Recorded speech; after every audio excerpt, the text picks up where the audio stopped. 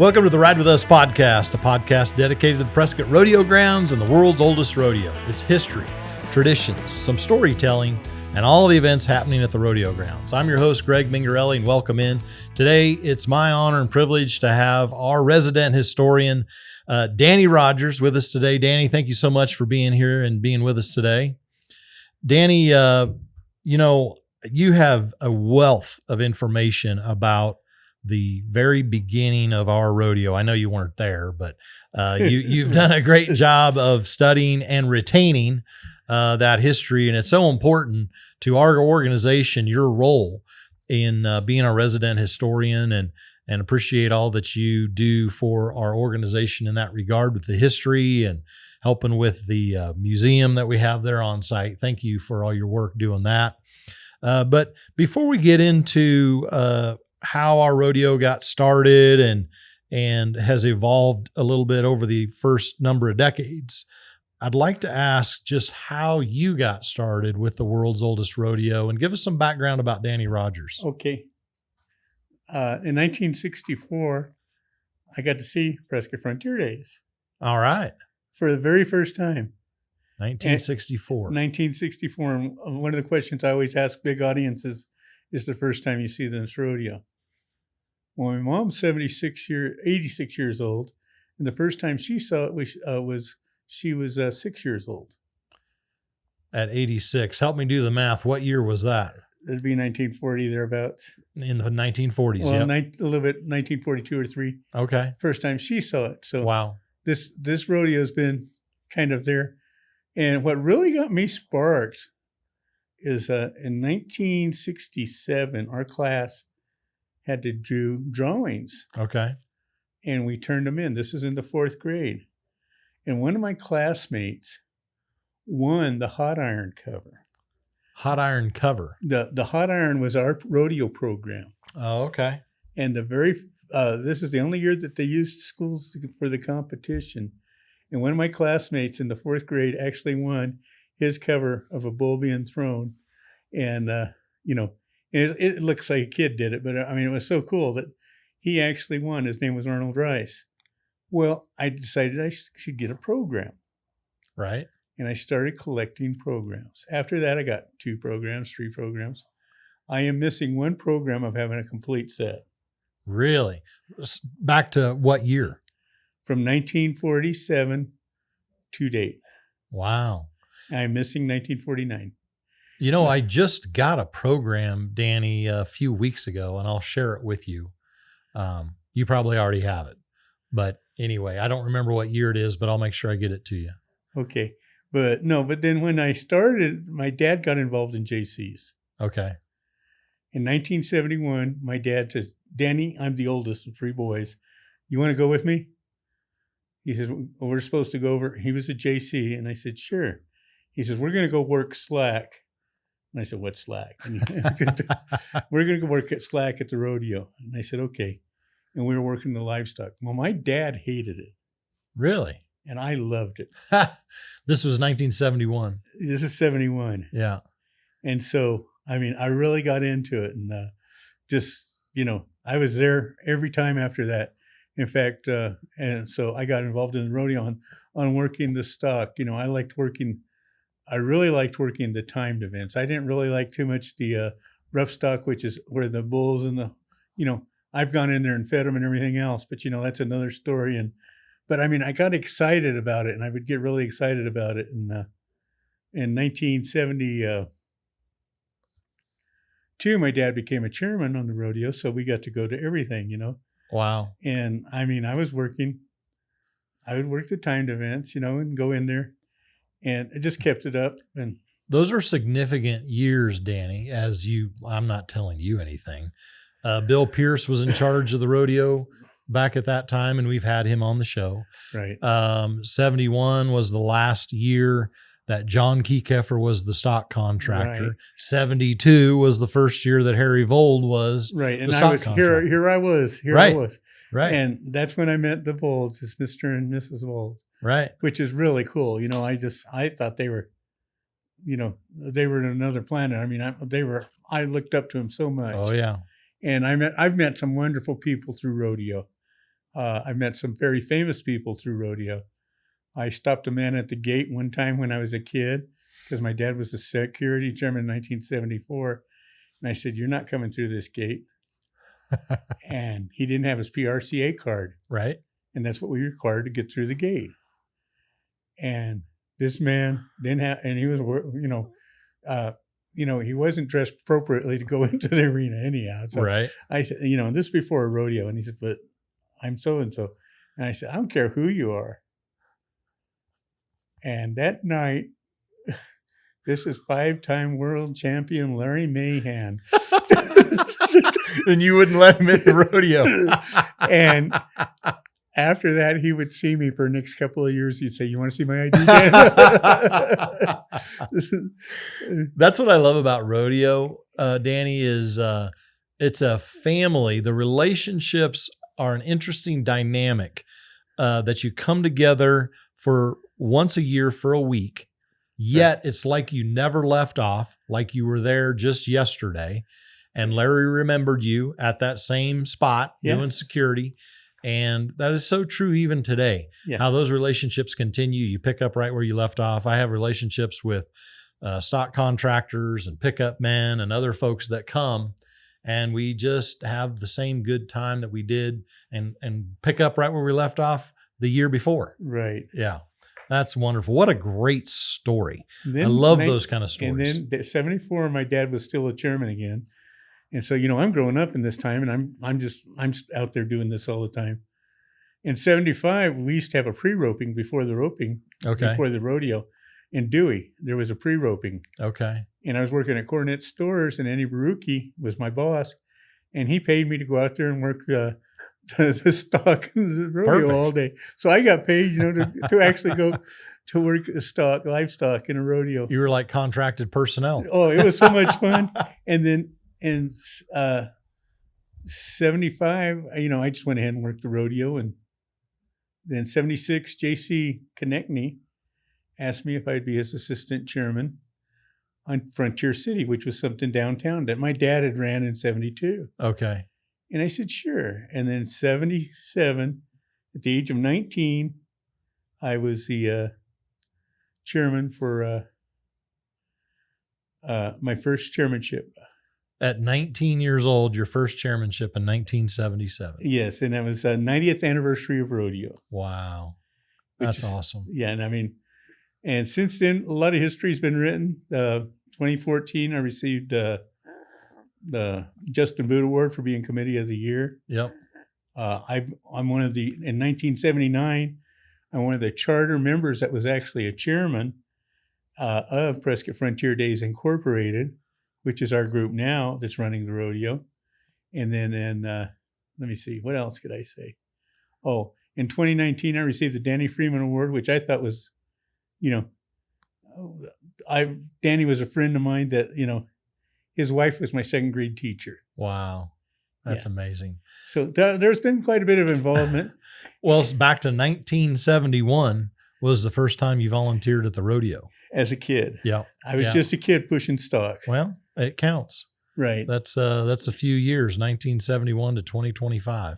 Yes. I can't do the math on that, but it's something like about 50 some odd years, right? Well, just about. But there's time in between when I was youth leader in my church and other things, Mm-hmm. I ventured off, but I came back and I kept those programs up to date no matter what. That's amazing. Yeah. Well, I hope you find 1949. I'd have the only complete set there is if I do. Yeah. Well, thanks for sharing a little bit about you. That gives a lot of context to your interest in the history, and you're a part of the history, of course. But let's talk about the world's oldest rodeo. We are the world's oldest rodeo because we started in 1888. We were the first rodeo. But talk a little bit about how we got started.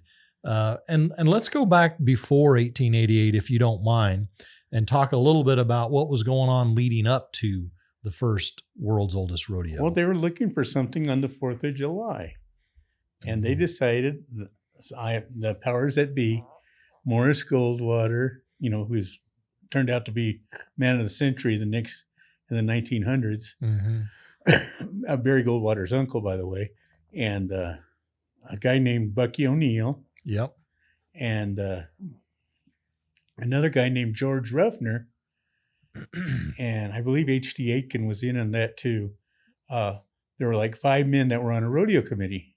Okay. On planning a first rodeo as what it would take to actually have it. Right. And this was in Forbing Park. And that Forbing Park, Danny, is not where we are today, but describe to our listeners from our current location, where would Forbing Park be? Just to the north and west a little bit? That's pretty accurate. Up kind of off Iron Springs Road. Just a little bit, yes. Yeah, maybe a mile. Yeah, that's away. about it, where it's at. Okay. And yeah, that's where we were at. And then that first year they had it there, and then they bounced it around, but it was always in the area, in the neighborhood of downtown, and the rodeo. And then we came to our current location. What in 1913. Year? 1913 is when Yes. the first rodeo on our current rodeo grounds. Been there ever since. Right. Well, these businessmen got together and they decided, hey, we're going to have a cowboy contest because there's no rodeo. All these people that say, well, we have the first rodeo. They weren't called rodeos. Right. 1912, according to National Geographic, is the first time that anybody called it a rodeo. Okay. And that was in Los Angeles because the kids got the flyers and they couldn't say, whatever they put on there. And so they called it a rodeo, which means a roundup, or that's the Mexican word for rodeo. Right. Or rodeo is correct. Actually, the correct way to say it. Rodeo. Yes. And, everybody said, well, Rodeo Drive is wrong. No, it's not. They're actually the ones that are saying it right because it is a Spanish word. Right. But anyhow, these men got together as businessmen and they put this on. And what made it work is they actually decided it was a committee. Right. And this committee was the first step. A committee was charged to organize and put it on. Cowboys were invited to compete. Now, I still don't know. I'm looking deeply and I'm still digging on it. I don't know that they paid any money in or not to ride. Okay. That, I've heard people say that in the past. I'm not sure on that but they were invited to compete. And admission was charged. Now, that's a very important fact that we started charging admission. Yes. In fact, Foghorn Clancy, in his book, 1952 book, mentions that we were the first box office rodeo. Oh, I see. Because we charged admission. We charged admission. Yeah. So they were invited, might have had to pay to get in, not sure about that. But people that were spectators had to pay to watch. Had to pay. So yeah. Yes. And then we go on down, prizes awarded. There was a $125 prize and a trophy, Citizens Prize, which is the only year it was ever called Citizens Prize. And it's the Juan Levias Trophy, which is the little plaque that you were talking about earlier. Yes. That plaque, there's a replica of that plaque in the rodeo office now. Right. That is a copy. Yeah. The original is at Charlotte Hall Museum. Okay. So if you want to see the original trophy from the first rodeo, you can go to Charlotte Hall Museum and see that. Right. Yeah. And then there was one more thing that most of the others don't ever have. It's an amazing thing we did. Prescott Courier. Published it in the paper. Yes. We had documentation. Right. We had 2 forms of documentation. We had the prize, the plaque itself, which we almost lost in a fund drive for the war in 1915. They're asking for metal and they got thrown in a pile. And H.D. Aitken, that I mentioned earlier, he saw it. He says, no, we need to save that. And so he pulled that out and saved it. And thank goodness. Yeah. So that's amazing. And then once again, it got lost around 1945 or 1963. And it was in Grace Sparks' stuff. And her nephew made sure that we got it back. Okay. And then it's in Charlotte Hall. Charlotte Hall. Yes. Ever since. Yeah. Very good. Yeah. So really these cowboy contests, probably in an informal way, had been happening before 1888, we would assume. But they didn't charge admission. Right. But there was an admission, may or may not have been a prize, and it wasn't documented until 1888. Right. Yeah, with the newspaper. And which was another interesting fact, which most people don't really realize, is we had roping and bronc riding. We had a rough stock event and a timed event. Wow. Without ever having that intention, we had one of each during that time period. So there were 4 events at that first rodeo? I believe there were actually the cow pony race. Pony race, yep. There was actually a 3-legged race with the gunny sacks, but I believe that the main events were the steer roping. Steer roping. Which is similar to the steer roping we do now. Yes. And there was a horse... saddle bronc. Saddle bronc. Right. And was there bull riding at that point? No, not at that point. Okay. That was going to come later. A man named Jeff Young brought in bull riding the first time. And most of the time when it says bull riding in the early days, it was steers. Yes. I believe our first encounter with bulls was 1924. Okay. Mm-hmm. But until that time, it was almost all steers. And then we started using bulls, and it's been bulls ever since. Sure. Yeah. Well, it's fascinating to hear about the beginnings of our rodeo. And you mentioned these 5 men got together as a committee to plan this, and they wanted a celebration around the 4th of July, some reason for the townspeople and the ranchers. Right. Prescott always had a celebration around the 4th of July. Okay. But we wanted something that would bring people in. Got it.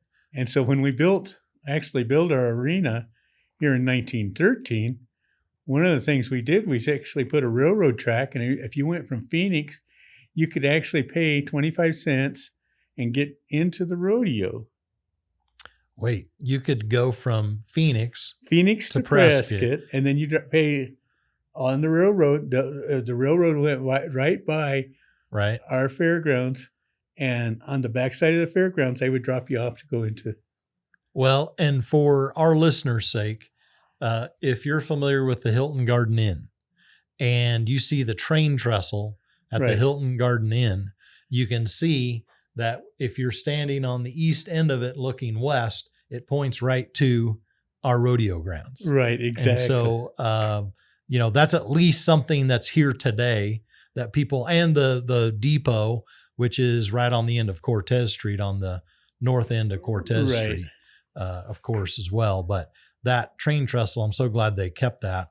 And that really is a marker for what you're saying for folks coming out of Phoenix to pay 25 cents to get a ride on the train and go to the rodeo. Yes. From Prescott to the rodeo grounds is 25 cents. Oh, I see. From Prescott. Got it. From downtown From Prescott. Downtown. Yeah. Yes. Yeah. Got it. We need to bring that back because we don't have parking. That would be that'd be a great thing. Then I've already talked about a couple of events, but in 1915, we added a new event. Okay. We added, for the first time, we had bareback.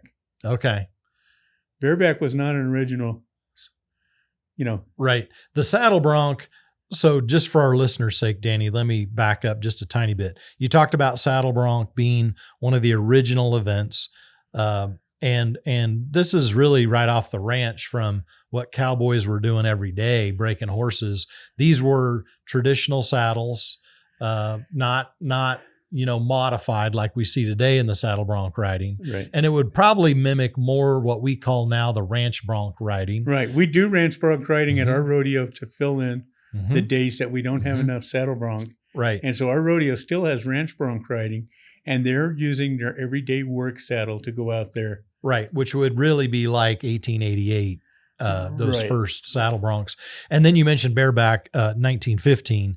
And again, I want to remind our listeners that this is like a suitcase handle. It's one of the first events that we have in our current rodeo with that suitcase handle, one hand, and not a saddle. Right. He calls it a suitcase handle. The reason it's called a suitcase handle, you would, with your gloved hand, you would stick it underneath the rigging. And it's a suitcase. It's made out of leather, and they used to make them out of steel and stuff. And there's a lot of things that they can't do anymore with those riggings because it's illegal. Nothing that'll hurt the horse or anything. Sure. But yeah, they have rules to protect the animals. we've always had rules to protect our animals. So you mentioned rules. So I want to talk about rules. Now, there's a lot of rules that govern rodeo today from the PRCA. It's a pretty thick book. I actually saw it yesterday. But talk about the formation of rules and Prescott's role in that. Okay. A man named Lester Ruffner, George's brother, and wrote the rules. And when we actually became a PRCA rodeo, we need people to know this, in 1948, we became a PRCA rodeo. We said, Prescott rules will supersede anything that PRCA sits down. That was part of our condition. We said we'll be a part, but our rules are supreme. Yes. They wrote them off. You figure out who they were. It was Everett Bowman. Mm-hmm. Everett Bowman lived in the area. Everett Bowman used to get his hair cut in the same barbershop I did, when I was a kid. Right. And, but he lived in the area. And so. But we've been using our rules, Danny, for almost 60 years. Yeah. So I'm sure that was would be a big shift to say, hey, for 60 years, we've been using our rules. Now PRCA, were they much different? Well, he wrote the rules in like 1942 or 3. Okay. In that time period there, that when he actually started writing the rules, and he really got them engraved to where they were the standard. In practice, though, they were probably using them for years ahead of that. Yes. But he actually, wrote them down. Right. Yeah. And the rules included such things as no drunk or rowdyism, judge's decision will be final. Yep. Some of these things are still in the PRCA handbook. If you look at it, right, they copied Prescott. Right. Because we were, once again, we're always there at the first. When everybody says first, another one of the first is we had the first outdoor lighting on a rodeo. Okay. Outdoor rodeo that had lights in 1937. Okay. Wow. Yeah. Yeah, that would have been a big undertaking for the committee and the townspeople to come up with that kind of money. Right. Yeah. Interesting. Yeah. So we have an amazing story, and I love the stories you're bringing, and I hope you have some more stories for us. But talk about the difficult times in our nation's past. And we've never missed a rodeo, Danny. We never have. No, not that I can find. So talk through those particular points in our history when there was probably some concern that we might lose our rodeo or might not have it that particular year. Okay, I can. The Spanish-American War would be the first one that we'd think about, and that was in 1898. And why would that affect us? Well, all those people that were volunteers for the Spanish-American War were from Prescott. Right. We still had a rodeo. And in fact, our Grand Marshal in 1897 was Bucky O'Neill, and he was killed in 1898 in the Spanish-American War. Wow. So interesting. It did touch. But, actual losing the rodeo, we went through World War I, 1918. We had a war going on, and the biggest cause of death at that time was a pandemic called the flu. And, if we were going to lose a rodeo, we could have lost it that time, but we really managed to put it on. In 1920, we were in dire straits. The rodeo almost folded. Once again, a bunch of businessmen got together and they formed a group called Way Out West. Okay. Way Out West turned into the Smoke Eye. Now, Smoke Eye people were created, if you would, as white men that participated. They used, they were trying to keep the Indian tradition alive. Okay. And it was a show. They were essentially honoring Native Americans. Yeah, they were honoring them. Yes. And, it was for a time period that it was, it was there till 1990 something. Wow. But they saved rodeo. They actually saved rodeo. And you go, wow, that's kind of an interesting thing to know, So, Danny, what was it in 1920? Was it financially they didn't have the money? Financially. Okay. Yeah. Okay. Yeah. And then once again, we run into financial problems. It always seems to be the same thing. Right. Is financial problems. And there are 4 major points that I take and I look at when I see that we almost lost the rodeo. In 1943, we weren't going to have a rodeo. Oh, because of the war. Yes, because of World War II.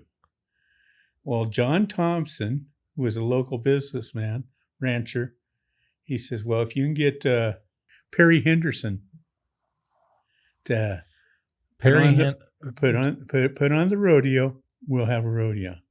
Okay. And so Perry Henderson put on the rodeo. So there, it had been determined we're not going to do it. And then somebody said, you got to have Perry Henderson do it. Yeah, he said, well, he owned the Las Vegas Ranch at that time. I see. And he says, you put on and Perry Henderson and we'll do the rodeo. So Perry Henderson did the rodeo in 1943. One of the people involved in that group was another Ruffner name. Budge Ruffner was running the 20-30 Club because everybody had gone for war. People between 20 and 30 were running the rodeo at that time. Right. That were still at home. Okay. So these were folks that hadn't been drafted, right, weren't involved. But 20 to 30 year olds, it seems like most of the folks going to war were in that age bracket. Right. But we still had enough here that. Okay. But we were, remember I told you earlier in the 42, we actually had to have women on the roping. So, yeah. Right. Yeah. Yeah, that was a real critical time, really, probably in the early 40s, generally speaking, because of the war. Right. Yeah. And then going on up, we almost lost the rodeo in 19. This would have been in the 60s, I'm going to guess. Yes, it is in the 60s. Because I've heard Bill Pierce talk about it. It was 68. 68. And Bill has been on the show and talked about, he literally walked around town asking for money, right? Yeah. Yeah. And 68, and there was a new kid in town. He wasn't a new kid. He was a longtime resident. John Kekeffer said, yeah, we can put on a rodeo. And they formed a rodeo committee. And John brought in livestock. For the next 5 years, John Kekeffer was our stock contractor. Yes. And before that, our stock contractor was Andy Uragi. And he kind of just cut off and quit unexpectedly. I kind of think that's... You're looking at me like there's more to that story. Yeah, I'm not quite sure. I don't know when he passed away, but yeah. Okay. It was in that time period somewhere. Mm-hmm. And then...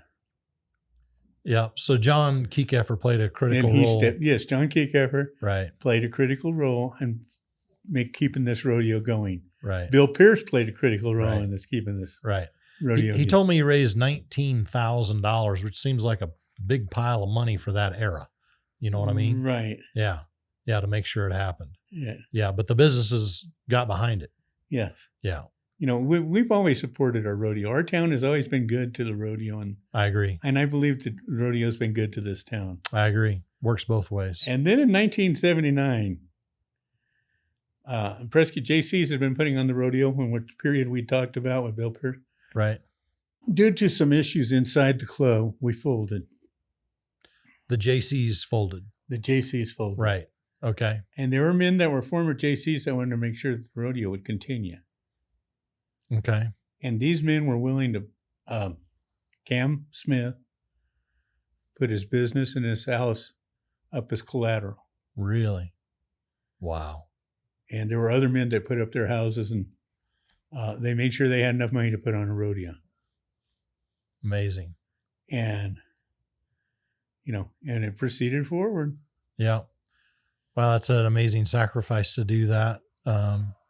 Thankfully, they saw the importance at that point and made sure that we had a rodeo. Right.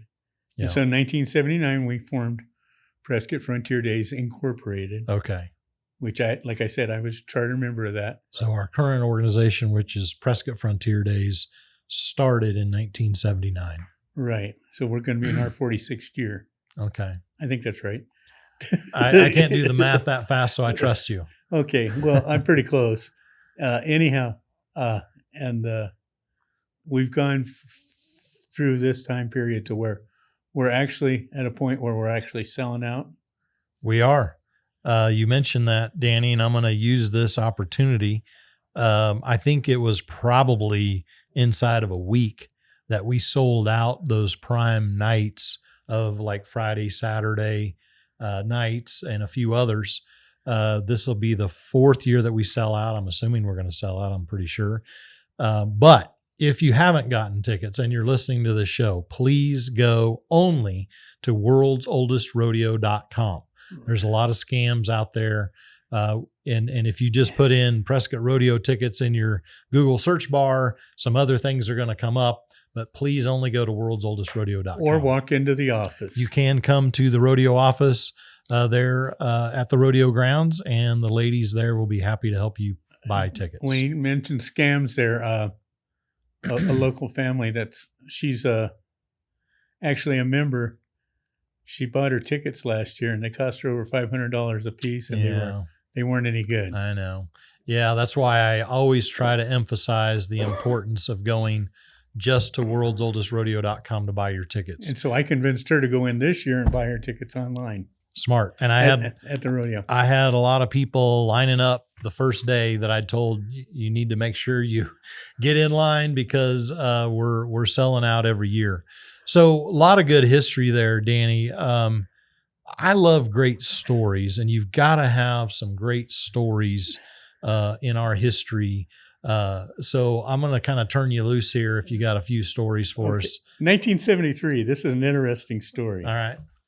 Our rodeo clan, Bobby Romer, got thrown up in the air 25 feet, broke his leg by a bull. Well, let me just bring some context to this. 25 feet in the air is high, but back then, I'm sure that the arena was about as hard as this table we're sitting around.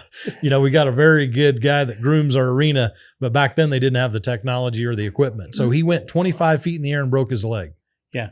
Well, we still tilled it and everything. It was always tilled and everything. Sure. We did what we could with what we had. So yeah. But anyhow, he broke his leg. Well, Tim Womack, who was Karen Vold's brother, was always running the gate. Okay. And he went out there because he used to be a rodeo clown. Sure. And in fact, he'd quit clowning, I think in 71 was the last year he really clowned. Okay. Well, he went out there and got hurt by another bull. Oh, no. Our Grand Marshal was a guy named Slim Pickens, who actually competed here in Prescott in 1949. Okay. Well, he asked around, he looked around when our two clowns got hurt. He says, I need a cape. And he got 60 years old. Here's this 60. Yeah, he was at 60 somewhere in there. He got out there in the arena and he entertained the crowd. Our Grand Marshal was entertaining the crowd with a cape, dancing around the bull, just like he had done when he was a young man. Oh my gosh. Because he was a bullfighter. Okay. Right. Which people don't know about Slim Pickens. And yeah, I think that's one of the neatest stories that I could tell. That's amazing. He went from Grand Marshal to right into the arena fighting right into the arena. It didn't bother him a bit. You know, he said, well, I'll take care of it. Let me do it. And stepped off of what he was doing and went in there and, Right. Yeah. That's amazing. Yeah. There's been amazing stories. You could tell all kinds of stories all day long, you know. Right. We had a coming back from the parade one year, we had a parade chairman, and I won't mention his name, but he decided, we all told him, I was the young kid on the block, told him, don't take your horse across the tracks. Okay. Well, he decided to take his horse down the trestle. Oh, no. We got his horse stuck. So here I am.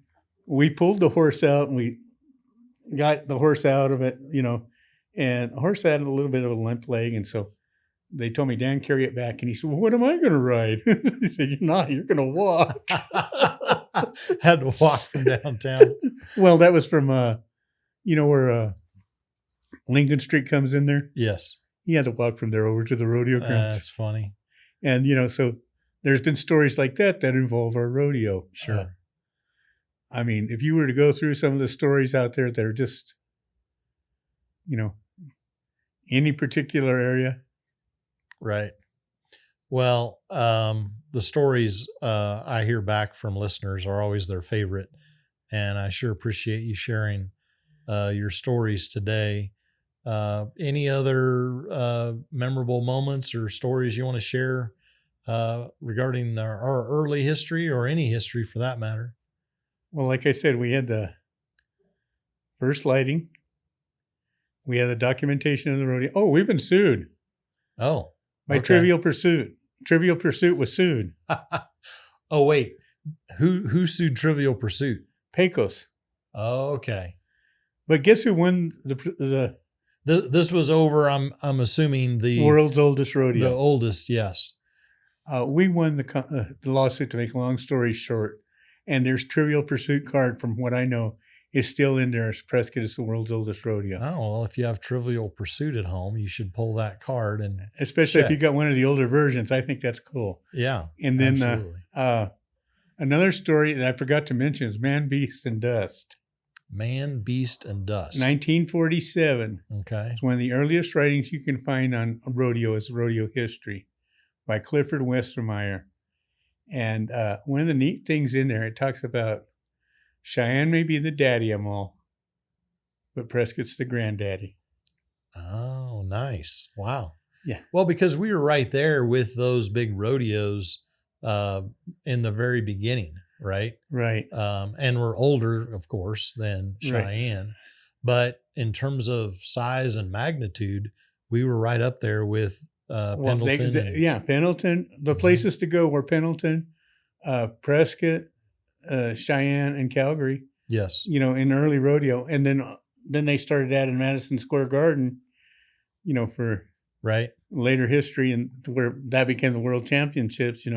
In fact, some of our stuff says World Champion buckles. Right.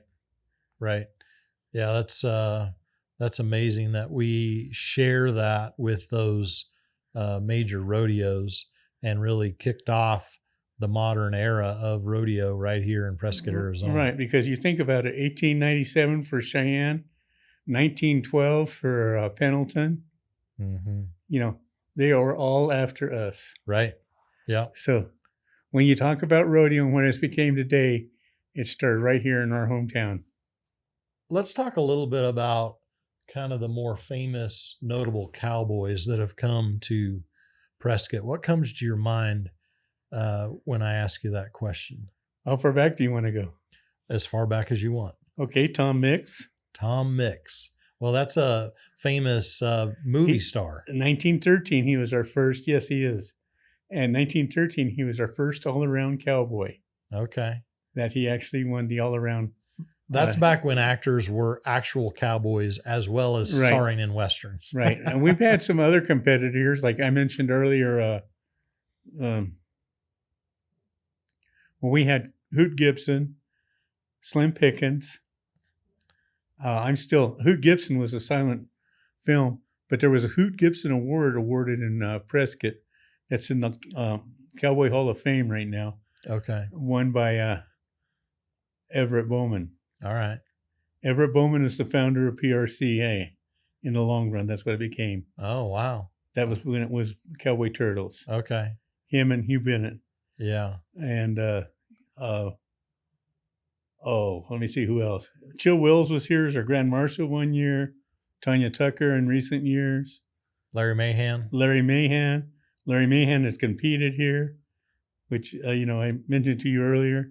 Yeah, that's a great story. And we've had that, I think, when we had Bill Pierce on, maybe Johnny Keykefer as well, that they paid his entry fees, right? Yeah. And for Larry to come to kind of bring more notoriety to our rodeo. Right. The Camarillos were here. I don't know if you know these people, but the people who are really involved in rodeo would know who Leo Camarillo is. Right. He is a 4-time champion of Prescott. J.C. Trujillo. Yes. J.C. Trujillo I consider a friend, and he's a 5-time bareback champion of Prescott Frontier Days. 5-time. And he's a world champion. And 1981 world champion of bareback. Yeah. Yes.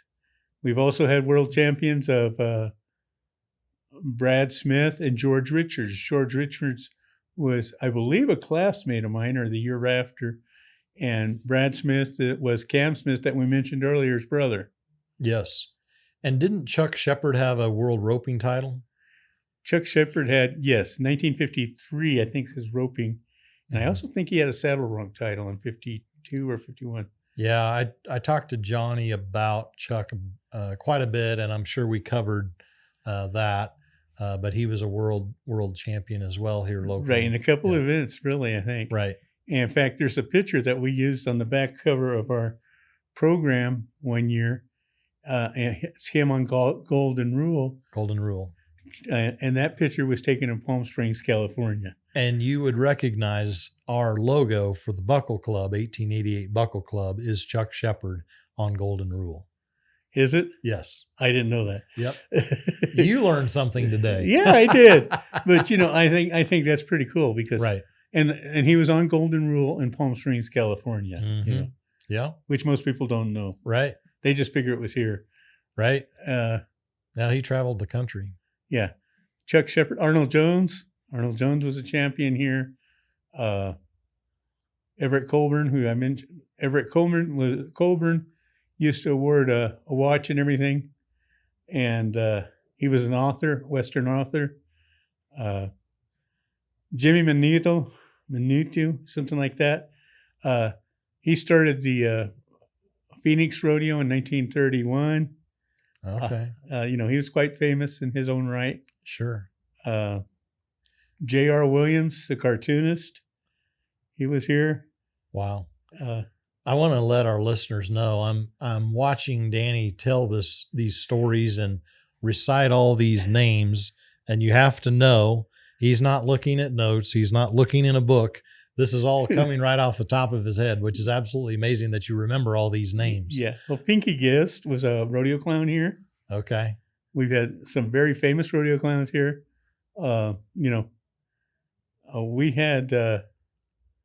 We used to have Arlie Bonahas, a local here, that people would know that he was quite well known for jumping over the bulls. Sure. It's as I hear you talk about all these notable cowboys and contract personnel and folks associated with our rodeo, it strikes me that even today, Danny, cowboys come to Prescott because they covet the world's oldest rodeo buckle. Right. And, of course, the prize money pays the bills and the gas and all that to get here. But I still think that there's a lot of nostalgia around the coveted world's oldest rodeo buckle. Right. You ought to hear Jim Horcasitas, who's our other announcer. Yes. Talk about that when he talks about the world's oldest rodeo and the importance it would mean to him to have won one of those when he was competing. Right. And right. So, yeah, as a contestant, they do look at that. And, as a local people, they really look at it too, that, hey, absolutely, I have won world's oldest rodeo, I have a few friends around town that have those buckles, and that is the buckle that they are always wearing. Right. Lyman Tenney. Yeah. These are people, Billy Simone. That's an interesting story in itself. Billy Simone is a 1919 champion here.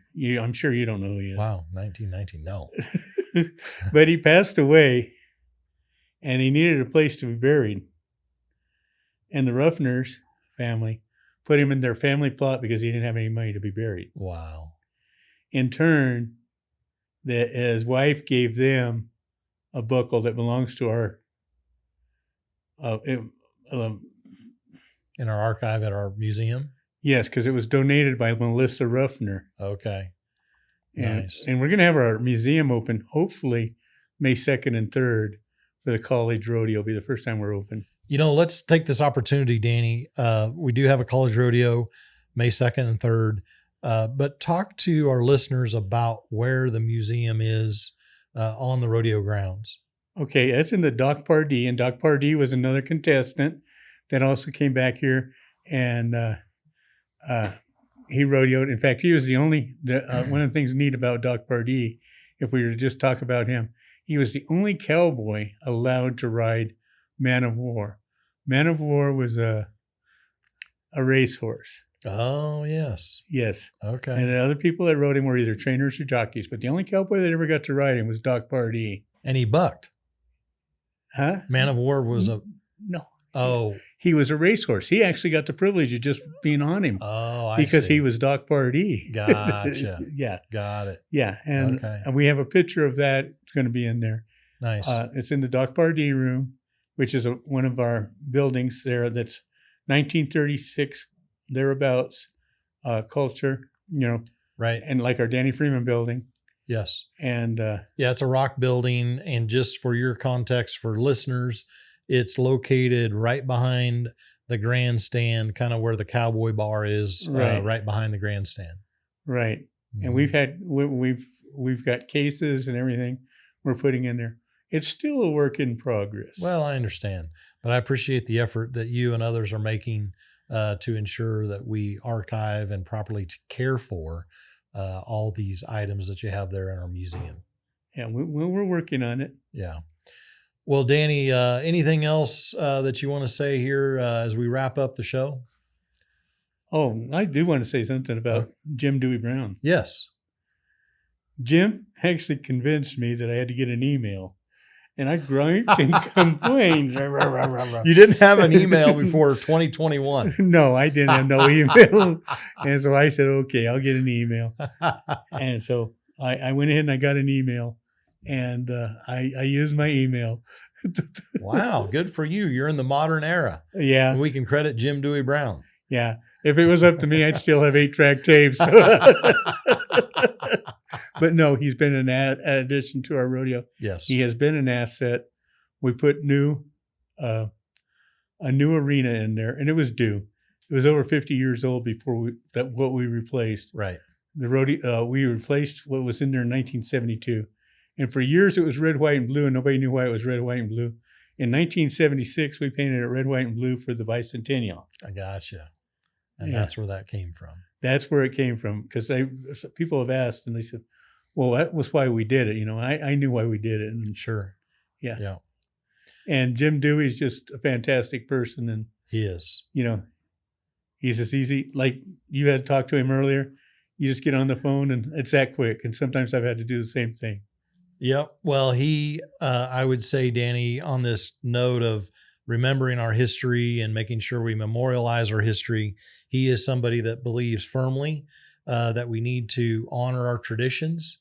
And he also can balance that with making sure that we move forward in the modern era to make sure we continue to attract the best cowboys and cowgirls and spectators to our sport. Right. Yeah. And like our arena out there, if you think about our arena and you talk about traditions, on the roping.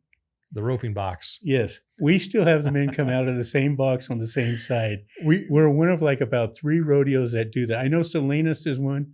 I believe Miles City does, but I'm not sure of that. Yes, I think we've talked about that a couple different times. But again, for our listeners, with team roping, normally you would see the header on one side of the roping chute and the heeler on the other side. In our case, both the header and heeler come out of the same box on one side of the roping chute. Right. Yeah. No, he believes in those kinds of traditions and honoring those. And we're fortunate to have him. We're fortunate to have Danny Rogers and what you do. Thank you for all your contributions over the decades to the world's oldest rodeo. Thank you for preserving our history. Thank you for championing our history. I know that you do a lot of speaking around the community. I want to ask you real quick before we sign off, are there any books or a book that you would recommend to our listeners to read or get a hold of to help them understand our history better? The first and only book that we have written on Prescott is World's Oldest Rodeo by Danny Freeman. World's Oldest Rodeo by Danny Freeman. And can they find that? Is it in print, or how would they be able to get a hold of it? I look all the time on eBay, and there was one on eBay that's leather copy like this one is I'm using. Yes. And they want $199 for it. So okay. That's a little high, but it's worth it because we were paying $188 for these when they were brand new. Okay. That kind of makes sense, $188. Yeah. Well, the other one was $88 for the hardcover and $18 for the paper, soft paper. Okay. And I have a hardcover addressed to me from Danny. Oh, wow. Yeah, because Danny was my friend, like I said. Mm-hmm. Yeah. Yeah. And then the other books I would recommend is Foghorn Clancy's 1952, My 50 Years in Rodeo. If you want to find out a history of the rodeo itself, all the rodeos, look at the 1947 copy of Man, Beast, and Dust. and that's by Clifford Westmeyer. Okay. And that talks about the history of rodeos and includes Prescott being the oldest. That's where it mentions granddaddy of them all. Gotcha. So there's a lot of books, a lot of periodicals. If you go down and you ask a librarian down there, I'm sure they could help you find something too if you're interested in going deeper. Yes, at the Prescott Library. Yes. Yeah. Or the Prescott Valley Library, either one. Yep. Well, thanks again so much for all your contributions to our rodeo. Thank you for being on the show today. Hopefully we'll have you back and we can talk. I'm sure there's plenty more we can talk about in regards to the history of the world's oldest rodeo. Oh, I could go on for days and not even touch the surface. That's the amazing thing. Right. And when I'm thinking about, I might come up, if we were standing here talking, I might come up with another story. In the hallway on the way out. Right. Well, thank you, Danny. Thanks for being on the show. Thanks for listening. Please like, share, comment, and share with your friends the Ride With Us podcast. We'll see you next time.